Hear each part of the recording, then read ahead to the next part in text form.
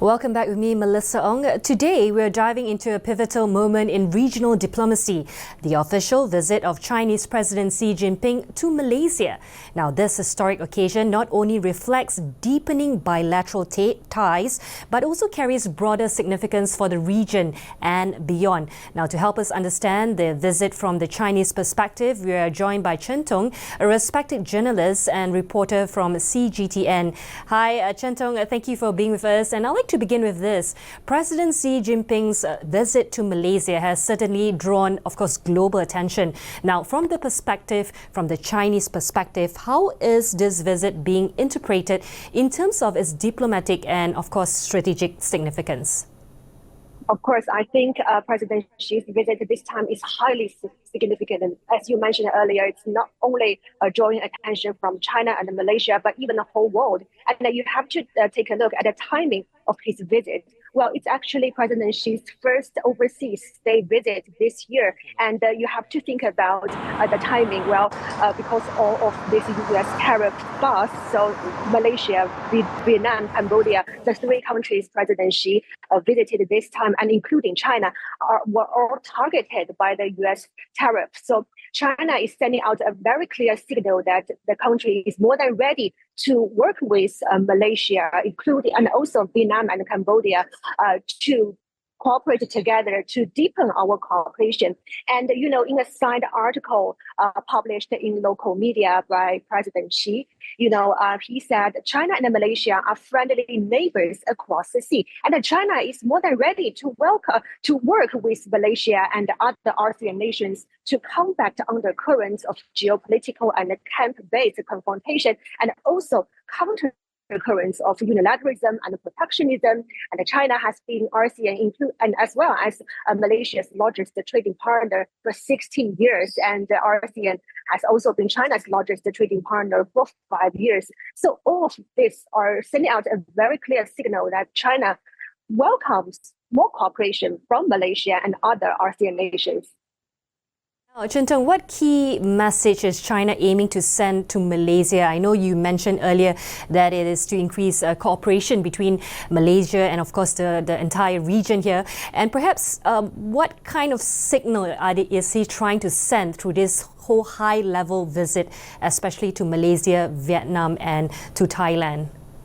Well, as I mentioned earlier, ASEAN has been China's largest trading partner for 5 years, and China and Malaysia bilateral trade has surged over the past 5 decades.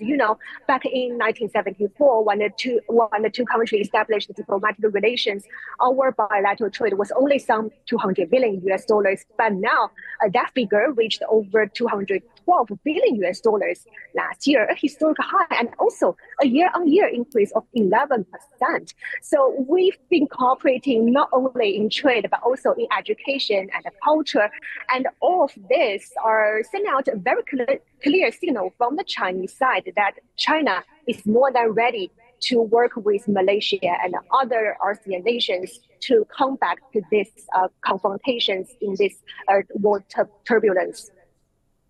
Right. Several important agreements were signed during this visit, as we know.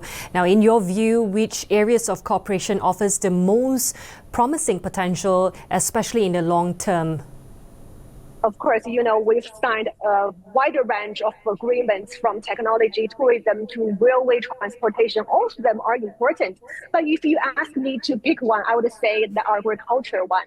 Malaysian durian has been very popular in the China market. I had a visit to the durian market in SS2, and I actually met a lot of Chinese tourists. And, it's not the durian season, but they are still coming here to Malaysia to have a taste of the delicious durian. And China has been Malaysia's largest export market of durian.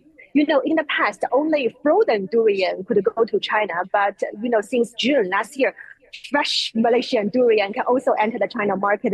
Back at my home, we had many chance to taste this fresh durian at supermarkets, at restaurants.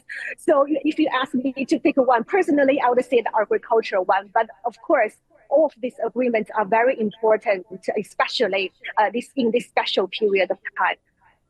Well, food is really important, especially in the Chinese context, right? So I wouldn't be surprised if durian would, be popular in China as well. Now, how does China envision Malaysia's role in enhancing regional connectivity, especially within the framework of the Belt and Road Initiative? Of course, Malaysia is home to several important Belt and Road Initiative projects, including $11 billion China Railway project. Of course, we also have to look at Malaysia's role in ASEAN. Malaysia is one of the largest economies in ASEAN, and it's playing an increasingly important role, especially as this year Malaysia is the chair country of the ASEAN. So with Malaysia playing a more important role, China's population with Malaysia is not only benefiting the bilateral trade, but also to bring more job opportunities, business opportunities, and people exchange, not only in China and Malaysia, but the whole Asian region as a whole. Now, Chen Tong, let's look beyond the bilateral scope.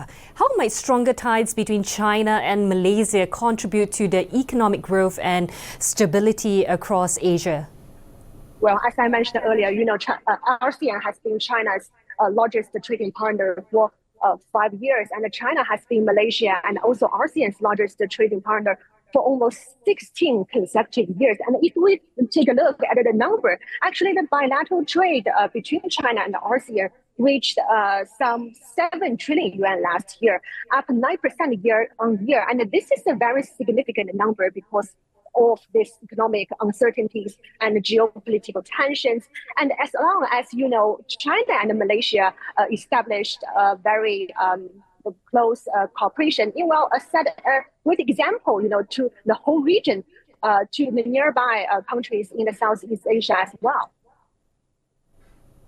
Now, could this evolving partnership serve as a model for China's future engagement with other ASEAN nations like Philippines or Vietnam? Of course, I would say, of course. China has been working with Malaysia. Well, let me give you some example. Well, for example, last year, more than 33,000 new Chinese students came to Malaysia to study. And, and also speaking of tourism, the two countries have introduced the visa-free policies to each other. And, last year, Malaysia welcomed more than 3.8 million Chinese tourists, and China welcomed more than 1 million Malaysian tourists. And also Malaysia is one of the 5 top tourist origin for the ports in Shanghai. So I had a chance actually talking to some of those young people in Malaysia, and they all told me they are using some Chinese apps, Chinese products.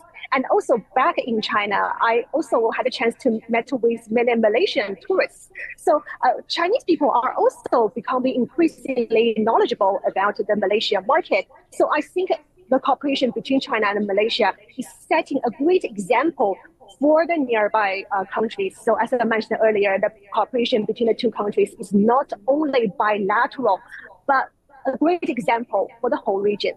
To you. Well, I think that's right, because I have a few friends who actually studied at Beijing or Shanghai to specifically learn Mandarin. Well, we look forward to mutually beneficial partnership between Malaysia and China, and of course, ultimately regional stability and prosperity. Thank you, Chen Tong, for sharing those valuable insights. I'm off to another quick break. We'll be back with more updates. This is The World on Bernama TV.